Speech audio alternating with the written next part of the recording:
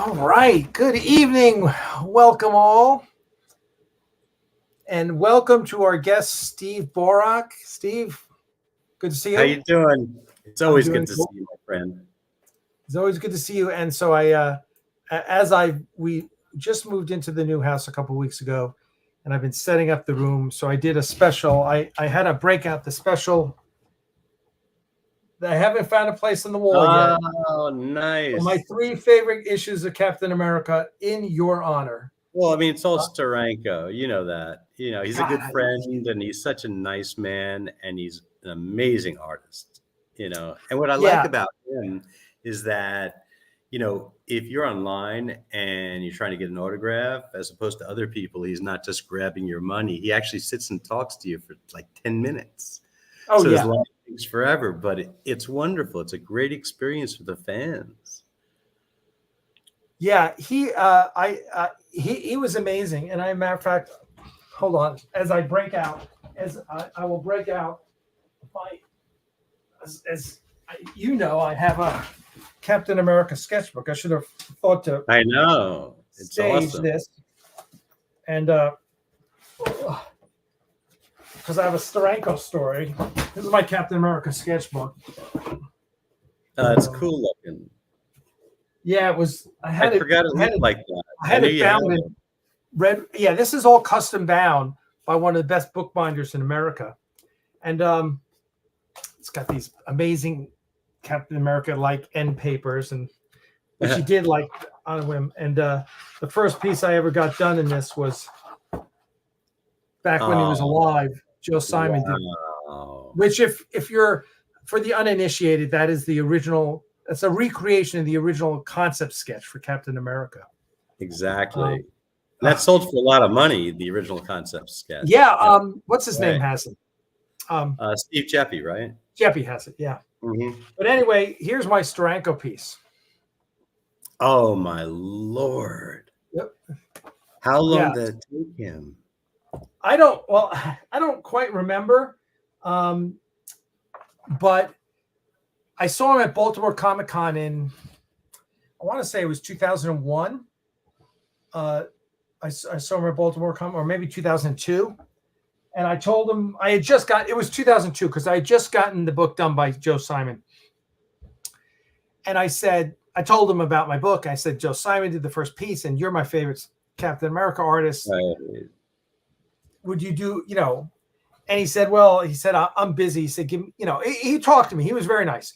Talked to me, said, look, I'm busy. He's always nice. I don't have time right now, but give me your email and I'll let you know when I got a slot in my schedule. I was like, okay. And I gave him my email and we communicated a couple times. Then, you know, didn't hear anything. And it was almost 2 years. I get an email out of the blue from him. Hey, Alec, it's Jim. I got a slot in my schedule. Send me your book and $2,000.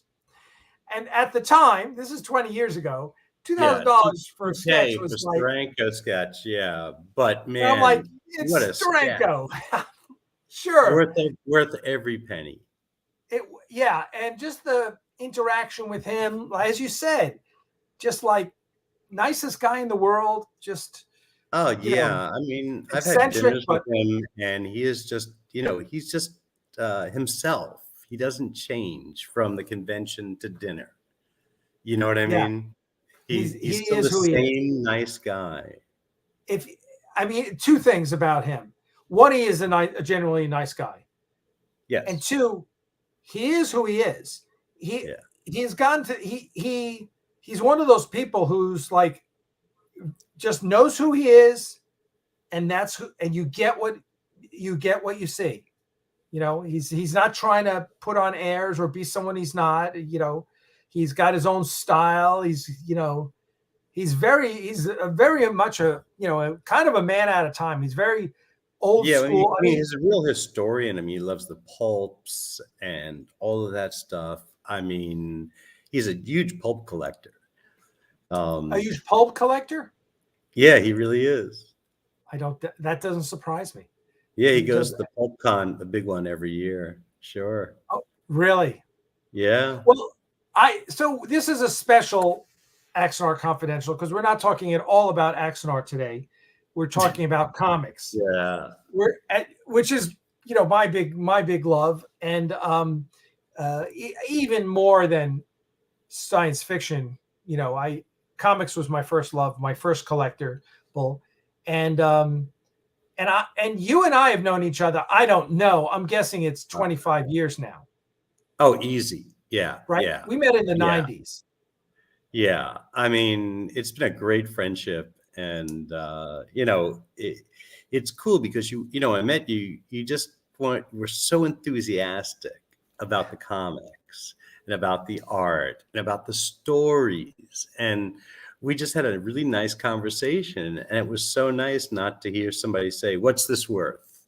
or "Can you check this for restoration?" You know, and I knew you before you were in. Okay, so we should say that. I will say that Steve Borock is certainly one of the legends of the comic book industry, the business side of things. Not being a creative, I mean, realistically, of the people, when you talk comic books, you're always talking, you know, you're talking artists or writers, you know, if you get to a certain level. But you've been on the business side of it and are known for that.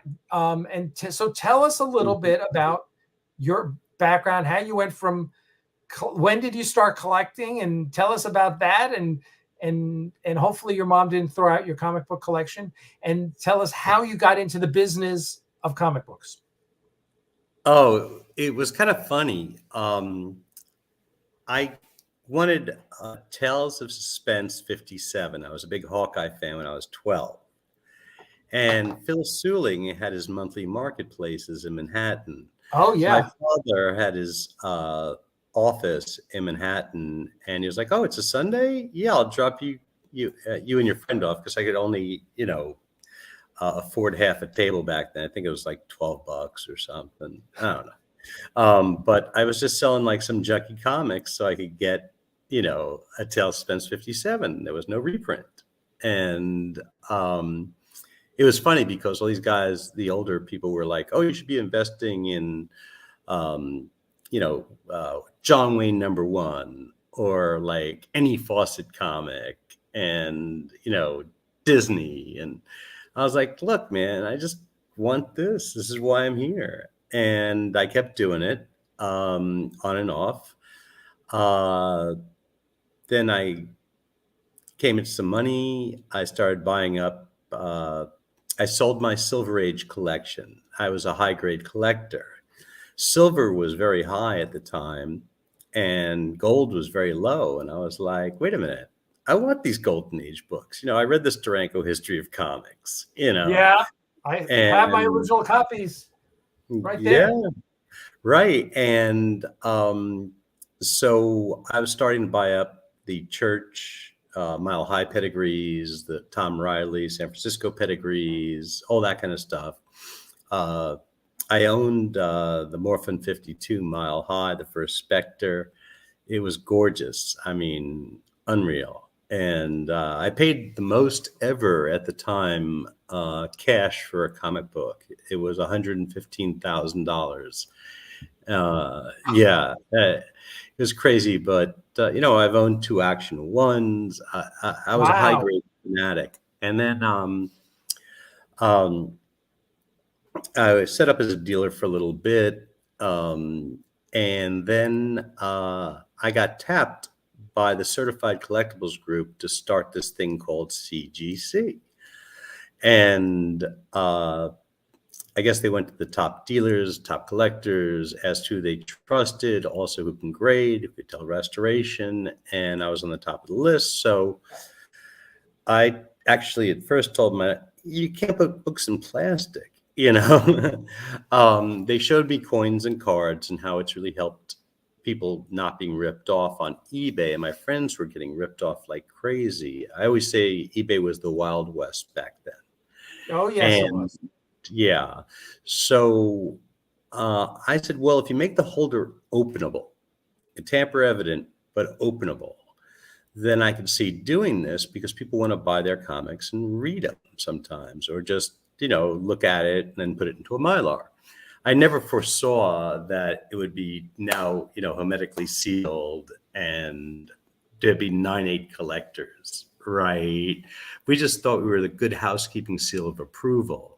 And we Right. would work, 13, 14-hour days. I'd sleep at the office on the couch. I still have that couch actually in my office. The couch that CGC was built on. Yeah. And so then I got bored of grading a little bit, but also they wouldn't offer me a piece of the company, which Mark Haspel and I helped build. And I was kind of like a little bummed, You were CG. Listen, from an outsider, you were CGC. I mean, well, that's why I figured I deserved a small piece. And I wasn't even absolutely you asking did. for a lot, 1%, have a great day, thank you. But anyway, so I moved on to Heritage. Heritage Auctions. Yep, where I brought in, the Maggie Thompson collection. I broke up in the modern market for art with the Seamus collection, the Spider-Man McFarlane stuff, and also with the Miracle Man stuff. They all thought I was crazy at Heritage. They were like, "It's all modern, why are you offering the cover of the catalog?" And I'm like, "Yeah, this is what's going to sell." And, it went crazy. I helped Maggie Thompson, one of the greatest hobbyists on our planet, and the first lady in comics, sell her collection. And it was a great run. But then I got offered to open CBCS. And A competitor to CGC. Yes. Not that I just liked CGC. I don't like monopolies. Yeah, And I'm a CGC hippie, was the only game in town. Yeah, I mean, it was PGX, but they're criminals, so, what good is it? And let them sue me. Anyway, but we had a great 3 years, but then my partner didn't understand, I guess, and he probably didn't tell me everything about his finances, and we had to sell to Beckett. And that changed everything. They took me off PR. They took me off advertising. They took me off anything. Walking the convention floor, talking to people, what I do. And so I stayed a little longer than I wanted. I left. I went to Lone Star for a while, which is pretty cool. I love Buddy Saunders, one of the first in fandom. Judy, his wife, and Conan, his son, just fantastic friends. But I wanted to move back to Florida, be with my grandkids. And Josh Nathanson, who owns Comiclink, and I have been talking since about a year after he started. And he actually calls me his mentor at times, which is really sweet. He's a great man and a great father, great husband. I mean, and he runs a really, ethical, honest business. And it's 10%. I didn't have to negotiate with anybody. I'm like, look, man, it's 10%. 10%. If you want to sell your comics in Comiclink, you pay 10%. Right. And there's no buyer's premium. Well, only if you use a credit card under 10,000, that's 3%, because that's not a buyer's premium. That's just a credit card fee. Yeah, that's not right. Yeah, understanding that. Yeah, if you're buying from Heritage Auctions, first of all, the seller's premium is 20%, and then the buyer's premium is 25%. 20 on comics and comic art, I think. 20. Okay. But they'll negotiate, but it's still not as good. That's what I'm saying. I love Jim Halpern. He's one of my dearest friends. Oh, I know Jim. I've known Jim for years. Sure. Yeah. But I didn't want to negotiate, and I wanted to work with Josh and Douglas and Jason and all these great people there. I mean, even Kat in shipping is fantastic. And I knew John Signorelli from before, and these are great people. And we don't have to fudge anything.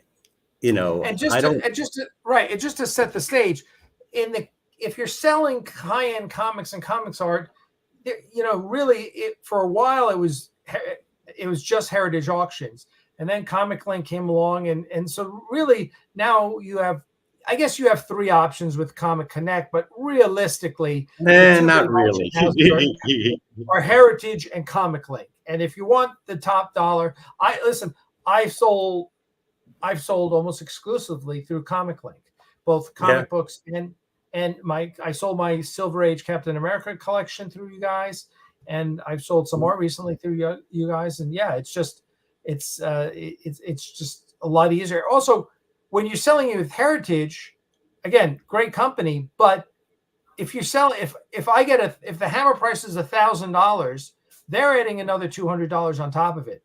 So as a bidder, you're always anticipating that extra $200. Now, Right. if I'm bidding at Comiclink, I'm not paying an extra 20%.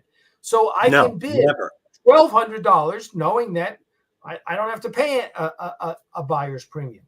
So therefore, theoretically, all other things equal, the buyer is making more money because they're only paying 10% to you and there's no buyer's premium. The seller, you mean? The seller, excuse me, the seller. Right, exactly. right. Which is great. That's the differentiation. I haven't made a cold call in 5 months, 6 months. I mean, it's all referrals. It's all people calling Comiclink.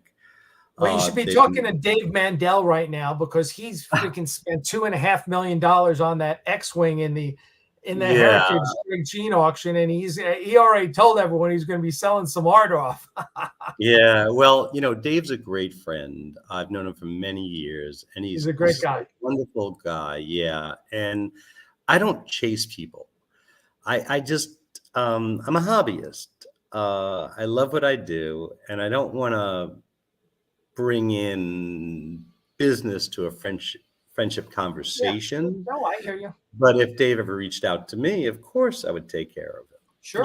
He's just, think about it. This guy is brilliant. He did Seinfeld. I mean, Curb. He started on Saturday Night Live, then went to Seinfeld. Yeah, exactly. Right. Won 2 Emmy Awards with Veep. The guy's brilliant. He's brilliant. Yeah. By the way, just getting back to comics, do you notice something else on my shelves behind me? Can you tell what that is? I don't know what you're pointing at. It's too far away. It's a Captain America Sentinels of Liberty badge and original envelope. That's cool. Yeah, I've probably had it for 25 years.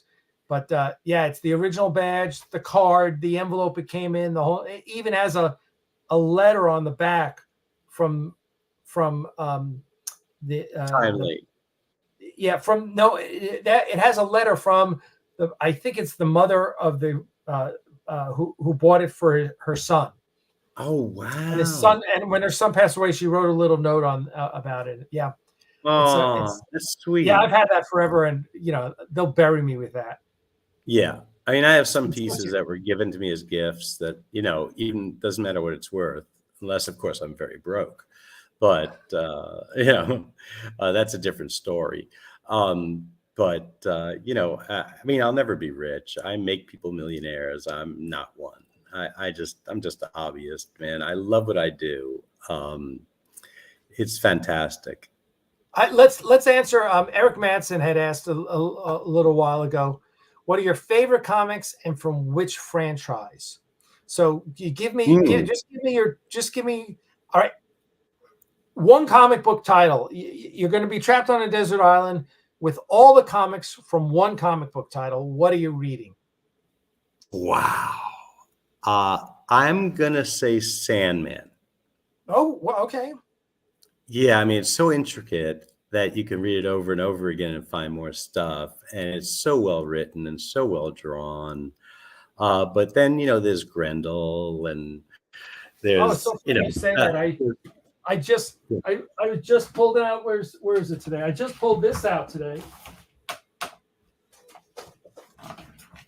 Oh, nice.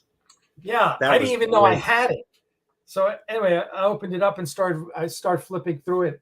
That was in my collection. So yeah, Matt Wagner, right? Yeah, Matt is the nicest guy. Actually, one of his really good friends, John K. Snyder, who also who worked on Grendel, is exclusively going with Comiclink right now. We just got in the cover for the new Green Lantern #1 variant cover from him, and we're getting a bunch of stuff, and we're about to, launch with him very soon. But John's been a great friend for many, many years. He's a wonderful man, but what an artist. I mean, and so him and Matt work together really well. It seems to me, and by the way, obviously mine is Captain America. Desert Island, I'm taking all the Captain America. When I was a kid, Captain America was it, especially was it 155, 156 with the communist Captain America, and oh yeah, come back. I loved, even as a kid, I loved the way they did that. I loved the way they brought him back and made him the 50s Captain America, and they did, and that whole thing was brilliant. Yeah. So that's great. So, and if you just in general, Marvel or DC, just in general. Oh, it depends who's writing. I mean, it could be Image. I mean, right now I'm reading Black Hammer, which is is it Dark Horse or Image?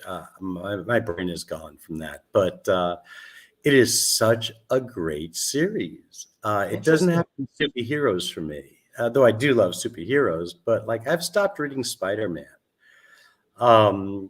It's cool, but it seems to be the same over and over again. And even the Spider-Man movies were bugging me out because I didn't want to sit through 20 minutes of his origin.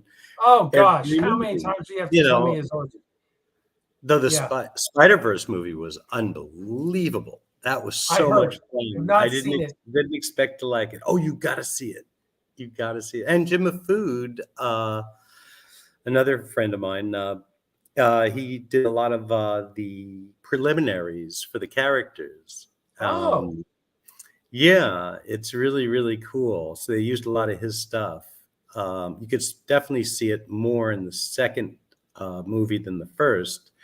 And but they put out a coffee table book, and his art's in it, stuff. Very cool.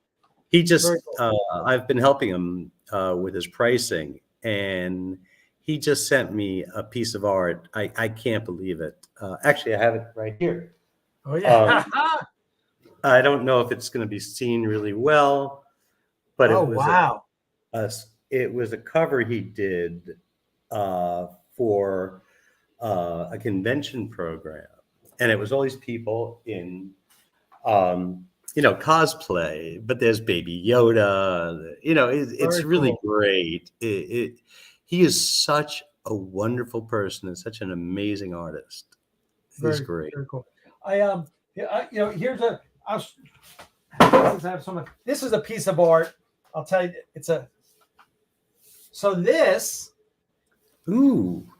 this is the original cover to Rocket Blast Comic Collector number, I want to say it was 114, but I could be. Anyway, I have my original cover.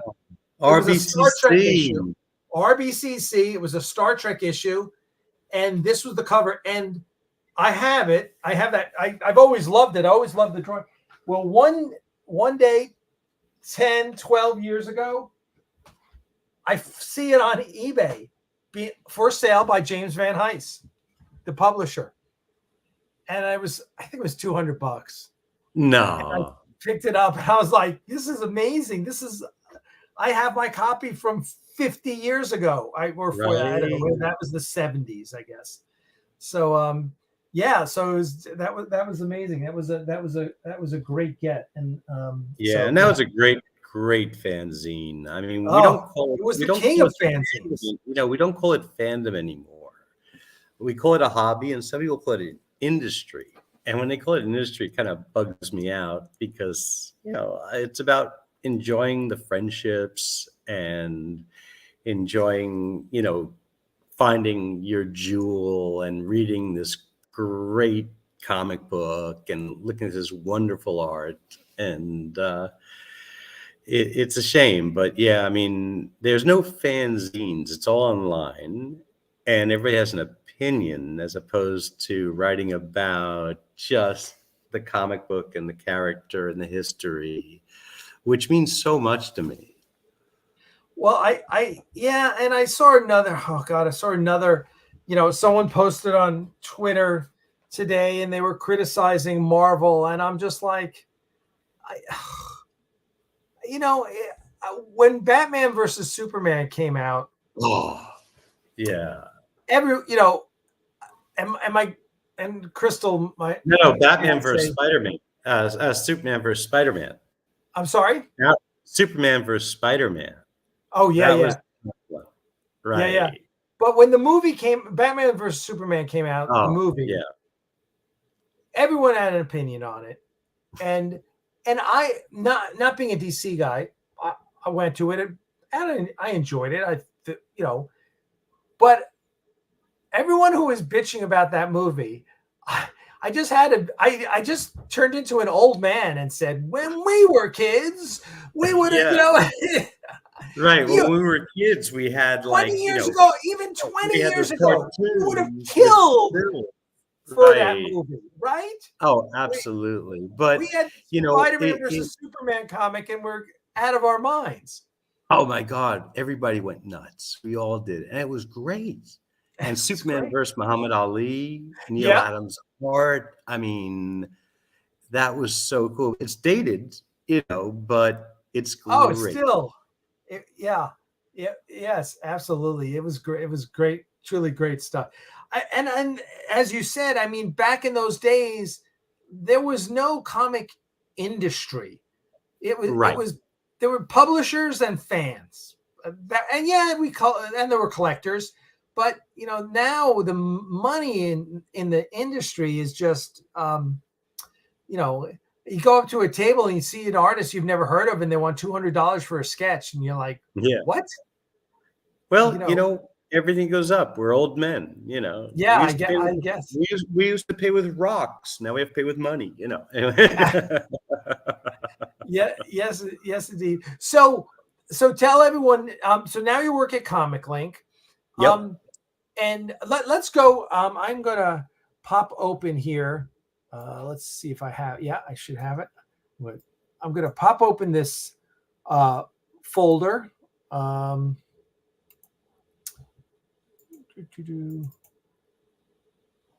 going to share this, and you're going to tell us a little bit about. Now we're looking at items from the. Really hard to see. Yeah, but these are Joe Shuster.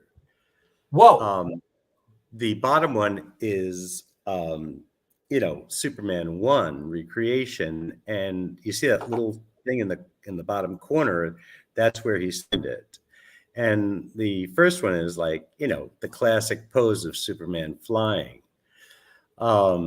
It's hard to see because it's pencils. It's not ink. Yeah. But I mean, these things, they're going to explode. Oh gosh. Yeah, that's we got in this large Superman collection just recently. I brought in, but from a good friend, and for some of the highest graded Supermans, comic books, and stuff like that. Let's go. Oh man, talk about Steranko. I mean, this is a preliminary, right? I mean, look how detailed this is. Yeah. So cool. I wish I could afford it. It's just going to go too high for me. What do you think? What do you think? What do you think this is going to go for? Give me an estimate. I don't know. I don't like to give estimates. It depends on the bidders. If there's two people chasing it, it could go for double what I would think it is. And then I'm just wrong. Nobody has a crystal ball, Right. But just for the people that are out there, is this a $5,000 piece or is this a $25,000 piece? It's probably about 5 to 7. Well, that's not unusual. That's not out of control. No, I just can't afford it. You and me both. All right, let's see next. This was Miss Fury. Oh, yeah, it's Billy. Tucci is such a good friend of mine. I mean, what a wonderful human being. And I love Billy. When I heard he was bringing Miss Fury back, because I love Golden Age books, we were talking, and he said he had the cover for the limited edition. I think there's only like 1,600 printed for this, with this cover. And I was like, man, this is so beautiful. and Yeah. I have no clue what it could do at auction. It's just a wonderful piece, and the swastika behind her and everything. It's crazy, It's So it's really a neat I'm piece of sure art.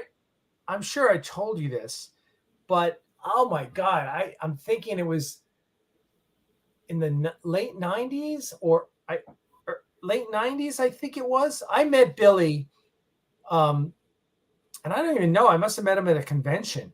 Maybe it was Dragon Con I met him. I don't even remember.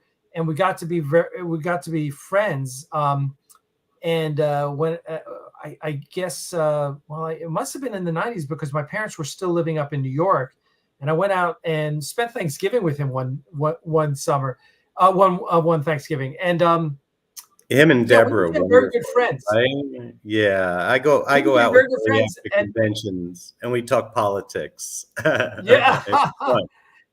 and I almost went to work for him running his shop. Wow.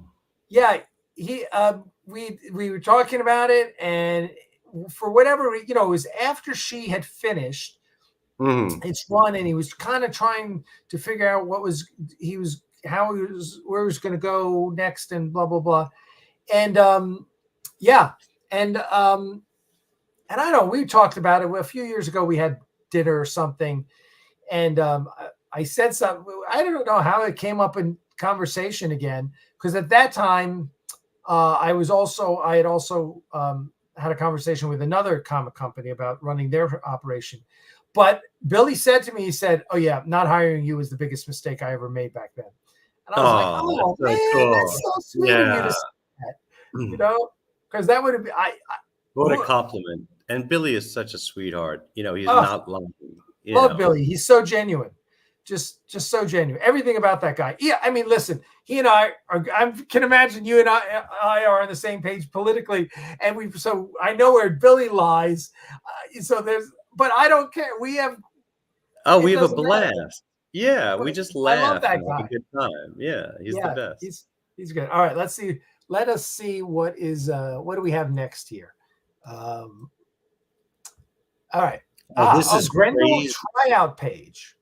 Yeah, this is dated earlier than Primer 2, the first appearance of Grendel.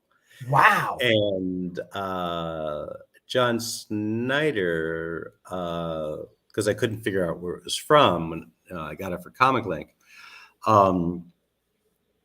went on some Grendel page, and somebody who worked at Comico said it was the tryout page. A managing editor or something. Hold, It is such a cool piece. sorry. Just No problem. I'm just a big Grendel fan, and this page is amazing. that is amazing. Wow. All right, let's see what's next. Oh, okay. Oh yeah, Morbius. I really enjoyed the movie. Some people didn't, but what a cool cover. I mean, I just like the line work. I didn't pick the biggest and best of the auction that starts on the 17th of November. These are just pieces. I just picked stuff that I kind of liked. But I think that the Morbius movie was really, really good, whether people liked it or not. Sorry, just have to. The animals are making a lot of noise downstairs. I'm like, what's going on downstairs? Is there a party that they didn't invite me to? Probably.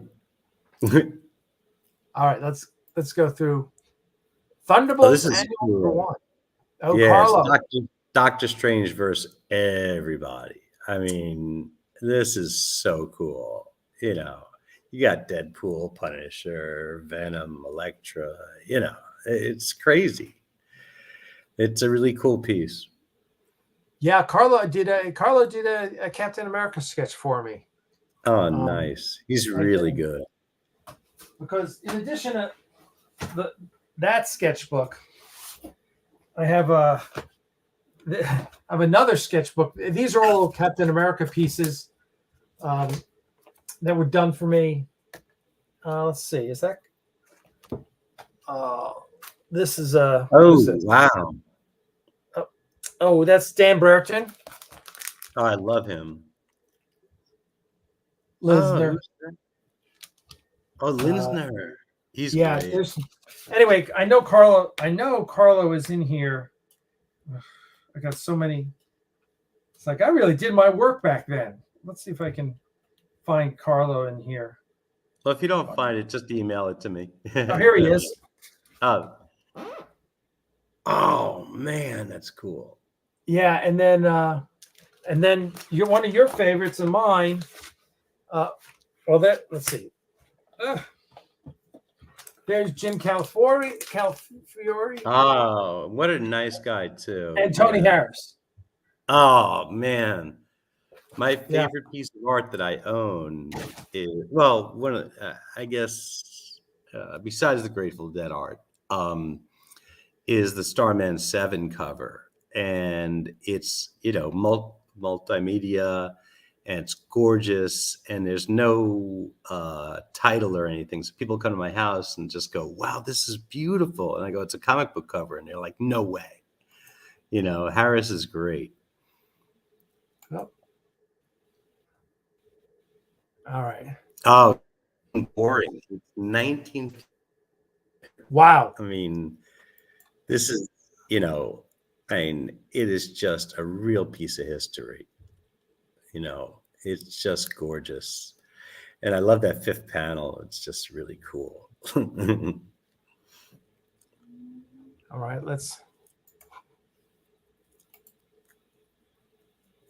Oh, Judge this is Dredd. cool. Okay. Yeah, it's just, incredible. I mean, this guy. The colors are amazing. And look at Judge Dredd's face in the background. It's awesome. It's just a nice painted piece. That's what I collect is painted pieces, multimedia usually. Nice. Okay, let's see. Archie. Yeah, man. Everybody loves Archie. We have a bunch of Archie stuff coming up. This is just one of the covers, but it's 1975, and it's really neat. And DeCarlo is just great. I mean, he just nails it every time. I mean, whether you look at like Pop Tate's face, it's just perfect, and the look on Jughead's face. It's not generic. He really cares when he does work. All right. Oh, speaking of Tony Harris, this is gigantic. This is larger than Twice Up art. Wow. Yeah, it's unbelievable. Really cool. And all these pieces are in the upcoming auction? In the one that starts on the 17th of November. Now, this is unbelievable. This is a page from the first appearance of Death from Sandman. This is a grail piece. We sold, I think, the first appearance for like stupid money. I just can't remember what it was, but I was watching the bidding. I was like, no way.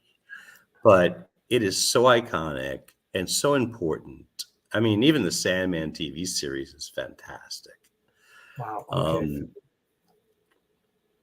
I just love gaming. Now we're getting into some comics. Yep.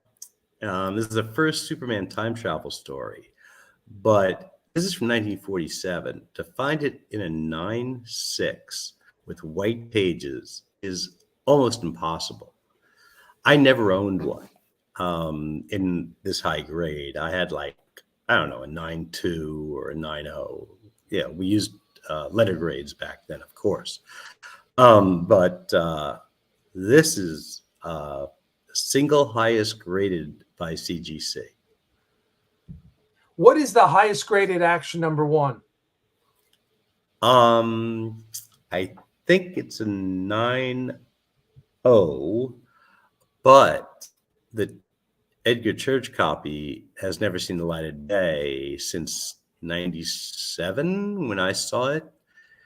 And it is, I mean, it's every bit of 9.4, 9.6. Wow. White pages, sharp corners, but the gentleman who owns it,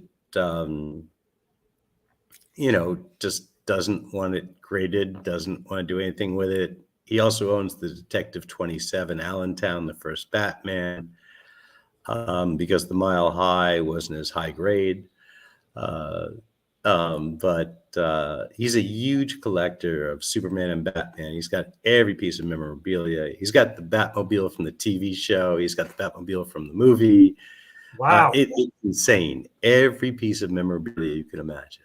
And just for everyone who's out there, what is the highest selling? What's the highest selling comic at this point in time? Oh, it's probably got to be Spider-Man. No. Like what single comic is sold for the highest dollar amount? Oh, that would be Action One. Absolutely. What was the highest Action One? Wow. I don't remember what the 9.0 went for. But I mean, I think it was like, I don't know, $4 million or something. I could be wrong, but I mean, it was mind-boggling. I remember when Action One first hit $1 million. Yeah, I sold my copy for $100,000 because my daughter was born and I needed the money. God. All right, let's keep going here. Hold on. Gotta get.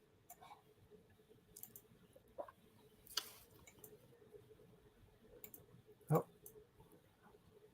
I think that's duplicate. Okay, here we go. Yeah, well, everybody loves the first appearance of Spider-Man, but this one was signed by Stan Lee. And what's cool about it, it's still a good signature. It's from, 2013. At the end, his handler, Max, was like pushing him too much. I worked with Stan with the Hero Initiative, and he was very nice. But Max was keeping him there for so long. He was like falling asleep, and he was older. Absolutely. But this is a nice placement for the signature. Yeah. And it's gonna go. It's people love Spider-Man. People love Stan Lee, and I don't blame them. This is cool. This is the only known Jack Kirby verified signature on a Captain America 1. It's not high grade, but what a piece of history. And the thing I love about it is that, we entered World War II in comics before the United States did, right? There he is punching Hitler, right? Yeah. Comic people knew this guy was dangerous, and we were too scared to get into the war, but this is something I'd love to own. I mean, it's just so cool. Yeah, that's amazing. Okay, let's see what else we got. Oh man, the first Batgirl. I mean, this is impossible to find high grade. That purple shows off every little thing. And the guy who consigned it runs a charity, so I'm really happy to help out.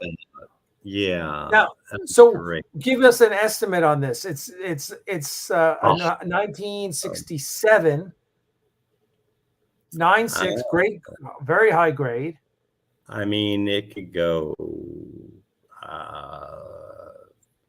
$50,000. I mean, wow. I don't know. I mean, it depends how many people want it and how many people have the money for it. Yeah. But what a book, man. I mean, it is so hard to find in high grade. That's amazing. Okay. Back to some art. Oh my God. This is Dave Cockrum, X-Men 122. I mean, it's 79, right? So it's the Danger Room. It's Wolverine and Colossus. And, it is one of the most well-known covers from that generation. This thing is going to go through the roof. I've had people call me already asking me if they could buy it outright. I was like, nope, it's going auction. Dave Cochran. Oh, there you go. Awesome. And most of the pieces that I have in this book, I didn't even pay for, because it was 20 years ago when everyone was doing things for free. Yep. All right, what do you got? Bill Sienkiewicz. Yeah, a Moon Knight cover by him. Think about it. And is there, maybe one or two New Mutants covers come close, but this is, mind-boggling. When Moon Knight came out, it was like, oh, he's just another Batman. But Sienkiewicz, he turned it, and was it Doug Moenick, right? I think, the writer, turned him into an unbelievable character. He was, schizophrenic. It's great. And everybody loves Ant-Man these days. But this is signed by Roy Thomas, Bob Layton, and David Michelinie. And it's a 9/8. It just doesn't get better than this. Scott Lang, is the Ant-Man in the Marvel Universe in the movies. Right. This is a piece of history, and it's still fairly cheap. For what it is, it's not going to go cheap, but you know what I'm saying? Yeah. I think there's just a lot of legs. Oh man, the classic, heroine story. And this is what brought on the Comics Code, right? This always sells for, good money. Even in low grade like this in 3.5, not this low grade, but you know what I'm saying? It's not a 9/8. Very good. All right. Well, that's, all right. Well, tell everyone. Let me just go through. I'm just going to go through some of see where.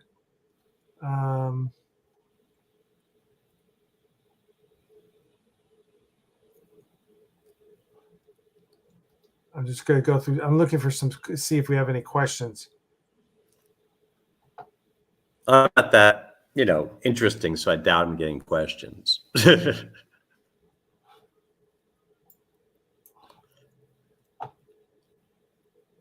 Oh, okay. Sturm, I will. This is Sturm from Alec here is that is my friend Paul, and Paul. They're Whataburgers. Paul's a fan of Whataburger.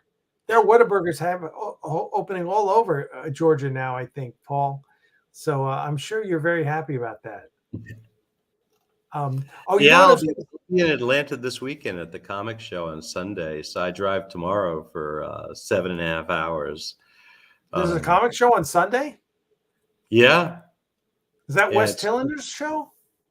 I'm not sure. My friends just said it was there and it would be good. And where is it?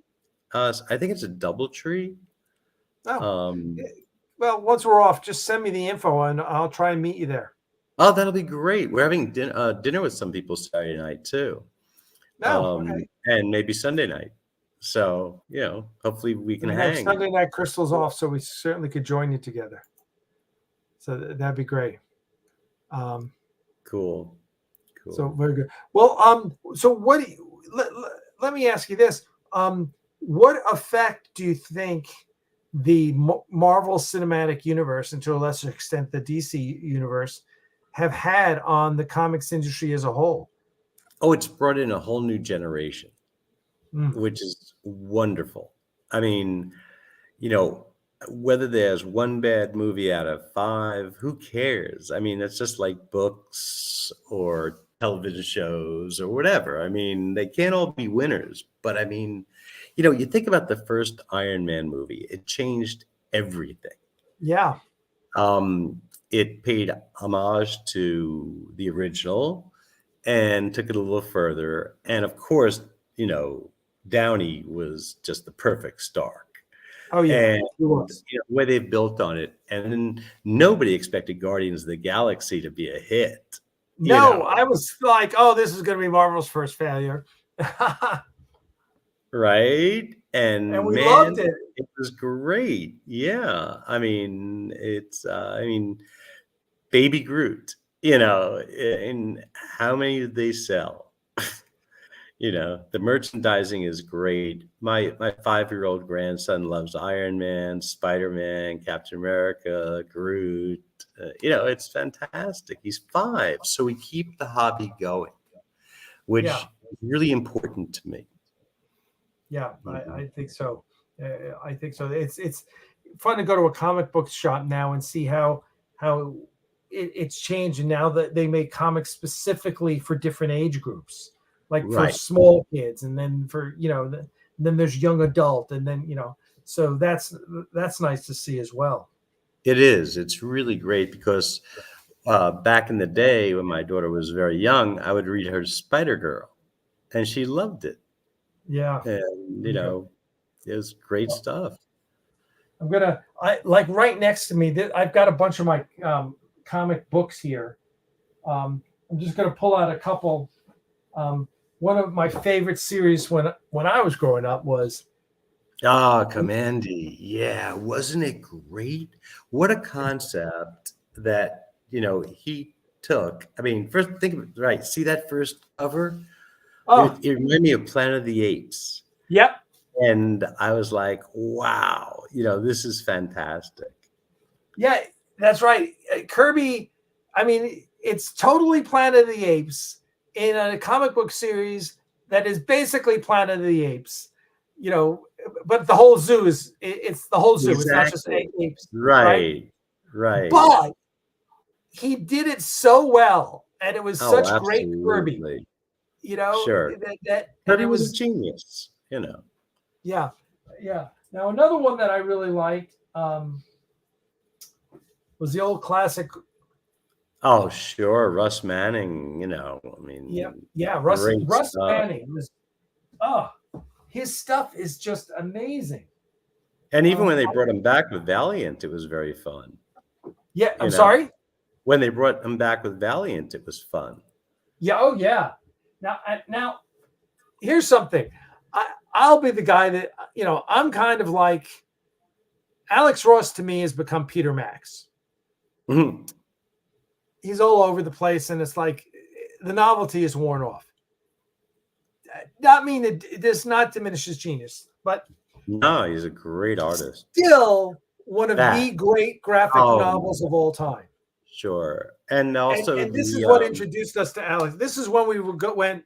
This guy's going somewhere, right? Right. I mean, Kingdom Come with Mark Waid, which is which the next one online here, of course, is, and I've got all of them, but this is the hardcover trade. My favorite graphic novel of all time. It's one of the best. And the Spectre is done so well in that with the priest. It's unbelievable. Absolutely. It is just so well done. It's so brilliant. It's, again, okay. Hey, you're playing show and tell. Let me show people what I collect. Yes, go. Well, let's see what you got. I'm a Grateful Dead fan. And I'm a big fan of Tim Truman. And he actually drew my daughter into one, but it's framed. But this is the Tennessee Jed. If anybody's a Grateful Dead head out there. Wow. But Tim Truman's amazing. We've become friends just because of the art and because of the music.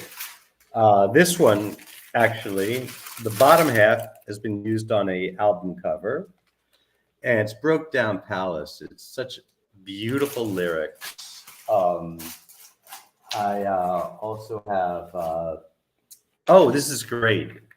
Those who know comics, let me take this out. I'm sorry. Will recognize.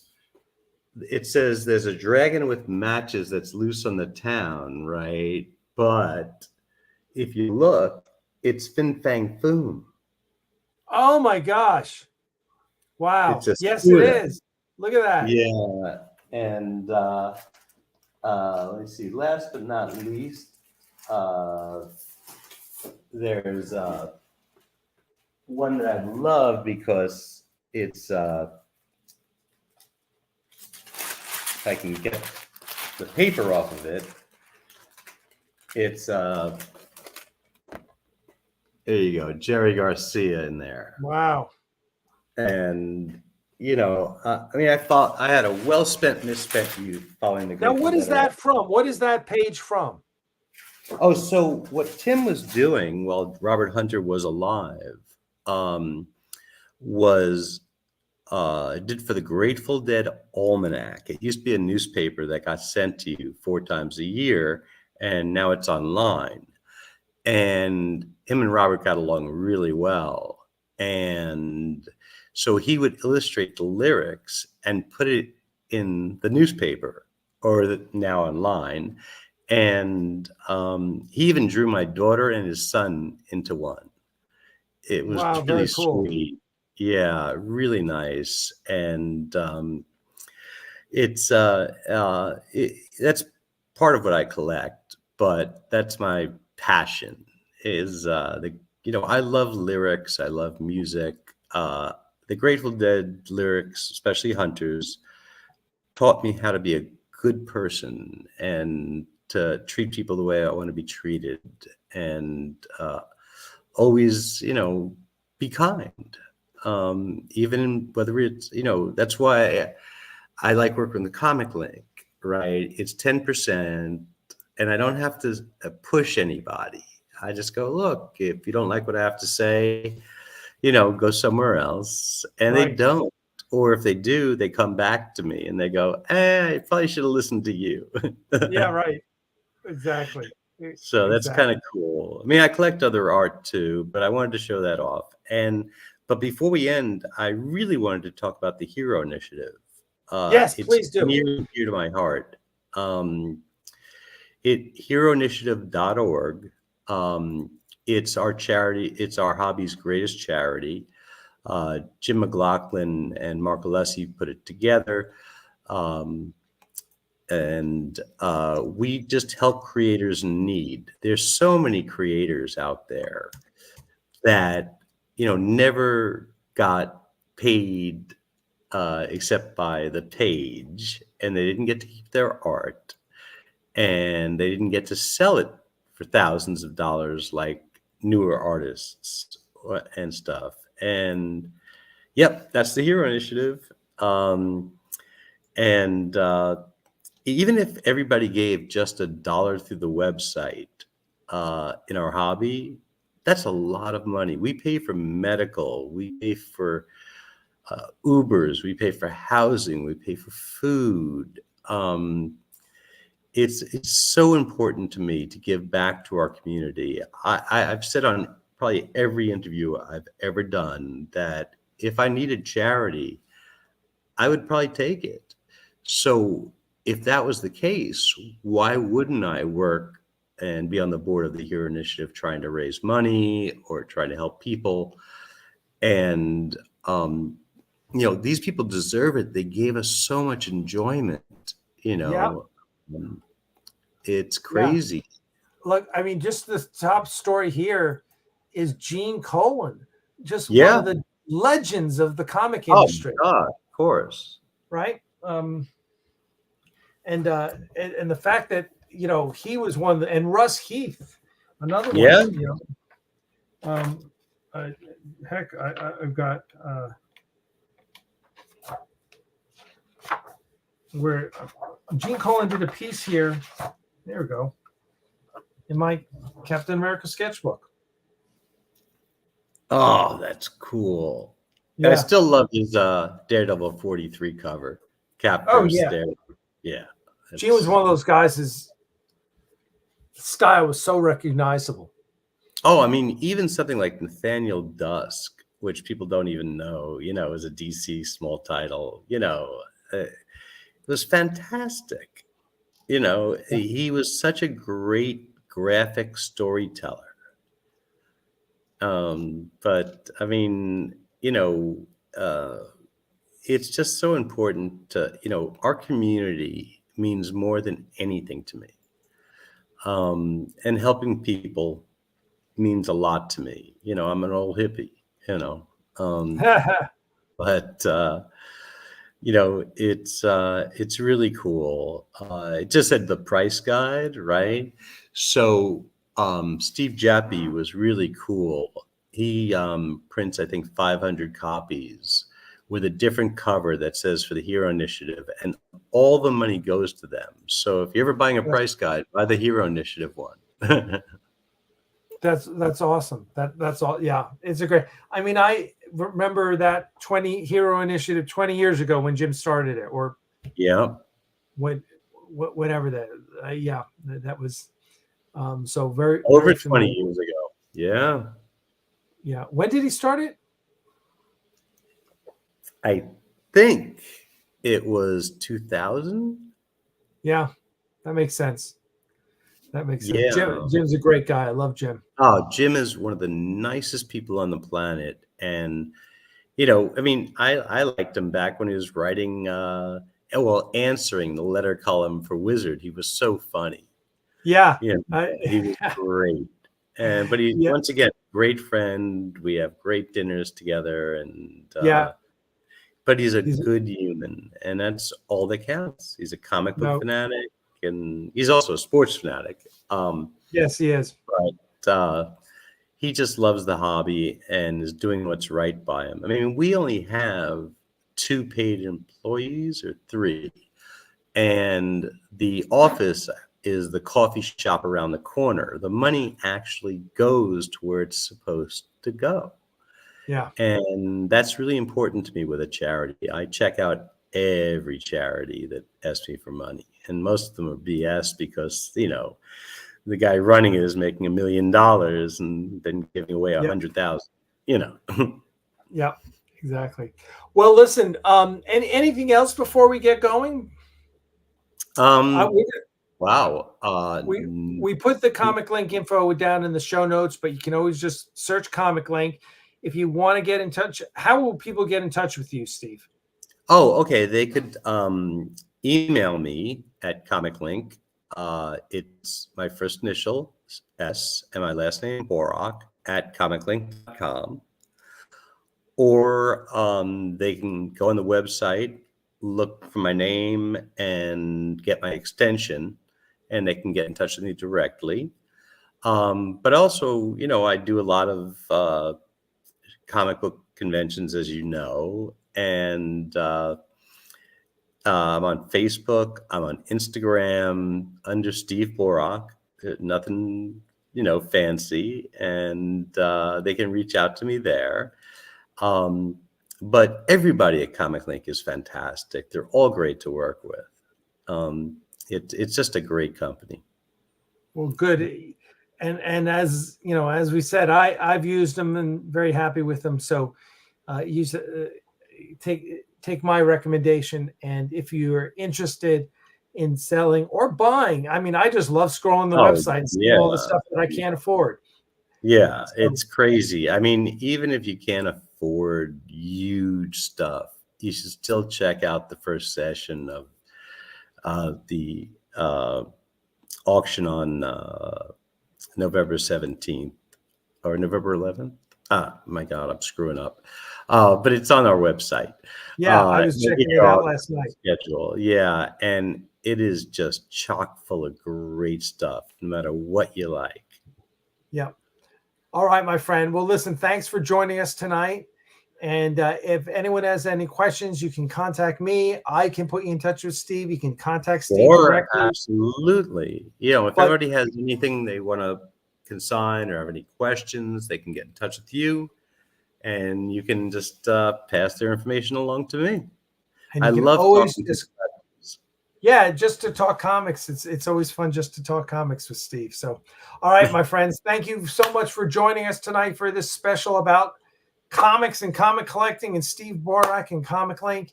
If you have any questions, get in touch with Steve at Comiclink. And as always, my friends, it's been a pleasure. Live long and prosper. Take care, Thank you Steve. all. And thank you, Alec. I really appreciate you having me on. We've been friends for a long time, and this is cool. Yeah, my pleasure talking about it. So, all right, everyone. Thank you. Thank you for joining us. And we will be back probably next week to talk a little bit more about that other thing we do here, which is Axanar. Take care, everyone. Be well. Thank you all.